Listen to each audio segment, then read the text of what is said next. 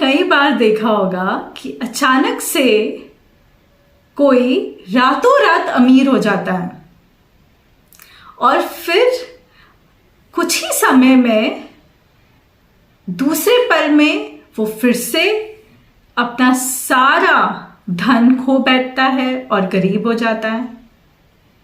ऐसे क्यों होता है? क्या ये किस्मत का खेल है? जरा ध्यान दीजिए, अगर एक भिखारी है जिसे अचानक से बहुत सारा धन मिल जाता है और फिर वो कुछ ही समय में वो सारा धन गंवा देता है, वो अपने किस्मत को रोता है, पर क्या उसकी किस्मत बदल सकती है? मेरे साथ बने रहिए। मैं आपको भगवत गीता की एक ऐसी कहानी सुनाने जा रही हूं जो निष्काम कर्म से आपका जीवन बदल सकता है। तो मेरे साथ बने रहिए।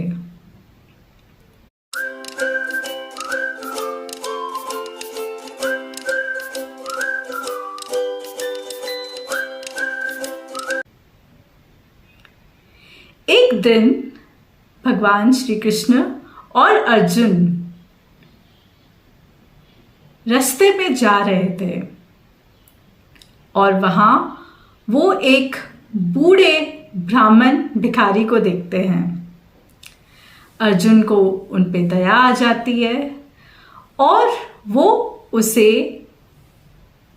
एक पोटली देते हैं, सोने के सिक्कों की पोटली। वो बूढ़ा ब्राह्मण भिखारी बहुत खुश हो जाता है इतना सारा धन प्राप्त करके। जब वो अपने घर लौट रहा होता है जंगल से, वहां एक चोर आ जाता है और उसका सारा धन लूट लेता है और वो बहुत निराश हो जाता है और निराश होने के बाद अपनी किस्मत को रोता है और अगले दिन फिर भीख मांगने निकल पड़ता है।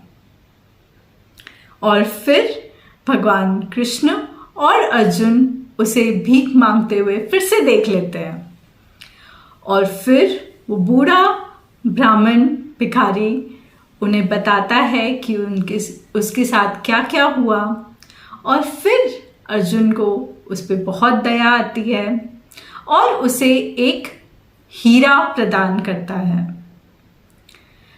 वो बूढ़ा ब्राह्मण बहुत खुश हो जाता है वो धन प्राप्त करके और वो अपने घर जाके एक मटके के अंदर वो हीरे को छुपा के रख देता है।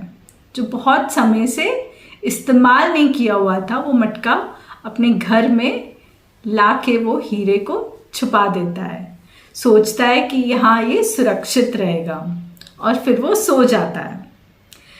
अगले दिन वो ब्राह्मण की जो पत्नी होती है वो नदी से पानी भर के ला रही होती है सुबह और उसका पैर फिसल जाता है और उस वजह से वो उसके हाथ में जो मटका होता है वो टूट जाता है और उसी समय उसे याद आता है कि मेरे घर पे एक पुराना सा मटका पड़ा है जो मैंने कहीं वर्षों तक नहीं इस्तेमाल किया।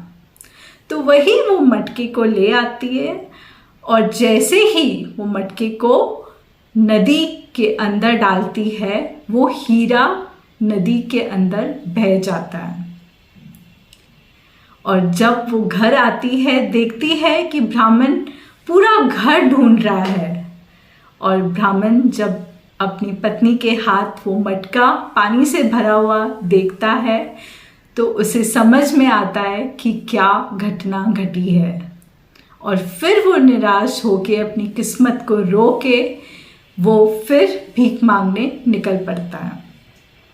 और फिर भगवान कृष्ण और अर्जुन उसे देख लेते हैं और फिर अर्जुन बोलते हैं कि ये इसका कुछ होने वाला नहीं है, इसकी किस्मत बदलने वाली नहीं है। तब भगवान कृष्ण उसे 2 मुद्राएं दे देते हैं और फिर चले जाते हैं। जो भिखारी ब्राह्मण होता है अपनी किस्मत को कोस रहा होता है और अपने घर की तरफ चला जाता है। तब अर्जुन भगवान कृष्ण से पूछते हैं कि जो पोटली मैंने इसको सोने के सिक्कों की दी थी और जो हीरा दिया था उससे उसकी किस्मत नहीं बदली, तो ये 2 मुद्राओं से उसकी किस्मत कैसे बदल सकती है? तब भगवान कृष्ण बोलते हैं, हम देखते हैं।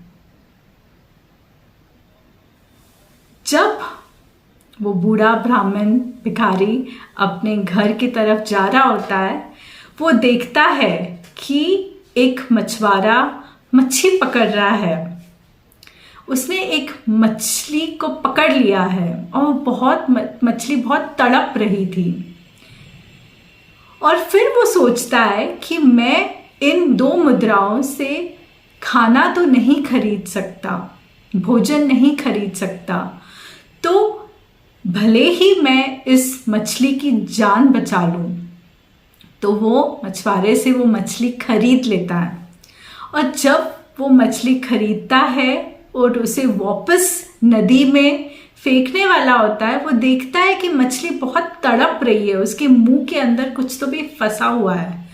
और जब वो फंसी हुई चीज़ मुंह से निकालता है तो देखता है कि वो कुछ नहीं, वो ही हीरा है जो उसे अर्जुन ने दिया था। और वो बहुत खुश हो जाता है और कूदता है और सब लोगों को बोलता है, देखो देखो देखो मुझे क्या मिला। और वहाँ उपस्थित इतने सारे लोगों में वो चोर भी होता है, जो शायद उसे लगता है कि मुझे इस आदमी ने पहचान लिया है, इसीलिए वो चिल्ला रहा है और कहीं ये मुझे पकड़ के जेल में ना डाल दे।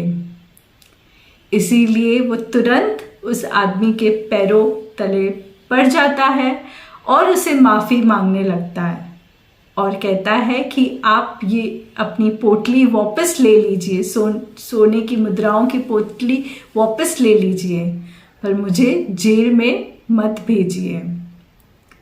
वो बूढ़ा ब्राह्मण भिखारी बहुत खुश हो जाता है। उसे उसके सोने की सिक्कों की पोटली भी मिल जाती है और वो हीरा भी मिल जाता है जो अर्जुन ने उसे दिया था। और ये सुनाने के लिए वो अर्जुन के पास जाते हैं और जब अर्जुन सुनते हैं तो वो कृष्ण जी से पूछते हैं कि हे भगवान कृष्ण,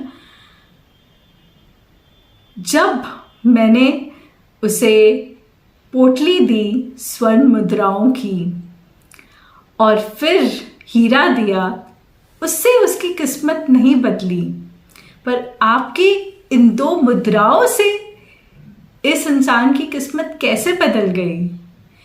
तब भगवान श्री कृष्ण जी कहते हैं कि जब उसके पास वो सोने के सिक्कों की पोटली थी, जब वो हीरा था, तो वो अपने बारे में सोच रहा था, अपनी ज़रूरतों के बारे में सोच रहा था। पर जब उसके पास वो 2 मुद्राएं थी, तब उसने अपने बारे में सोच के नहीं, किसी और के बारे में सोचा, उसकी ज़रूरतों के बारे में सोचा और तब मैंने उसकी ज़रूरतों के बारे में सोचा और उसे पूरा किया। इस कहानी का अर्थ है कि जब हम किसी दूसरे के दर्द के बारे में, ज़रूरतों के बारे में सोचते हैं, उसके ऊपर काम करते हैं, उसकी मदद करते हैं, तो हम भगवान का ही काम करते हैं और फिर भगवान हमारे देखरेख और हमारी ज़रूरतों का ख्याल करते हैं। ये बूढ़े ब्राह्मण की जो कहानी है श्रीमद् भगवद गीता से जुड़ी हुई है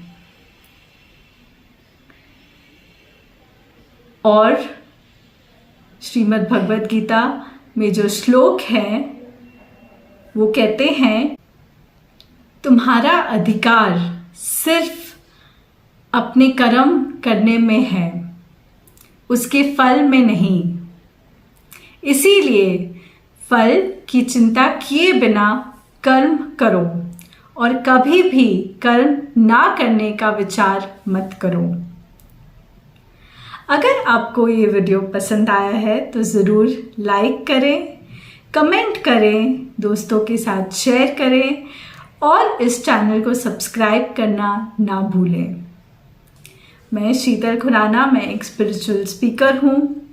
स्पिरिचुअल रिट्रीट और स्पिरिचुअल टूर ऑर्गेनाइज करती हूँ। मेरी बुक का नाम है the Gita happiness retreat, discover 40 life learning lessons from the Bhagavad Gita by author Sheetal Khurana. अगर आप मेरे साथ संपर्क करना चाहते हैं, मेरी कम्युनिटी व्हाट्सएप ग्रुप गीता ज्ञान में हिस्सा लेना चाहते हैं, शामिल होना चाहते हैं, तो मुझे इस नंबर पे आप कॉल कर सकते हैं +91 937 1093 और इस वीडियो को अंत तक देखने के लिए आपका कोटि कोटि धन्यवाद।